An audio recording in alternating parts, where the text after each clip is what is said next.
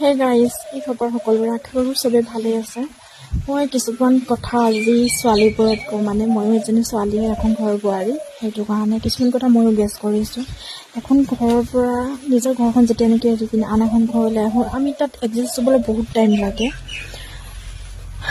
Time মানে নিজৰ ঘৰ বুলি ভাবিয়ে লওঁ, কিন্তু হ'লেও মানুহখিনিৰ লগত আমি এডজাষ্ট হ'বলৈ বহুত মানে মিলি জুলি থাকোঁ বুলি বহুত চেষ্টা কৰোঁ, কিন্তু সেইটো সফল নহয়, কেতিয়াও সফল নহয়। কাৰণ কেলৈ নিজৰ ঘৰৰ ফেমিলি, মা ভণ্টি ভাইটিহঁত নিজৰ, আৰু আন এখন ঘৰতো মানে কেতিয়া নিজৰ বুলি নাভাবে।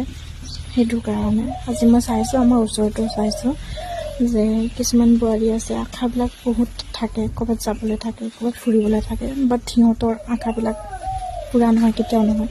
সেইটো ময়ো ভাবোঁ দেই, মোৰো আশা তেনেকৈ থাকি যাব নেকি।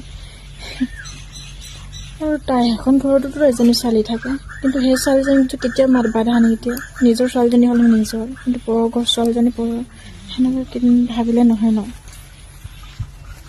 সেইটো কাৰণে কিছুমান কথা বহুত গেছ কৰিবলগীয়া হয়। এখন ঘৰ চলোৱাটো বহুত মুমকিন নহয় নেকি।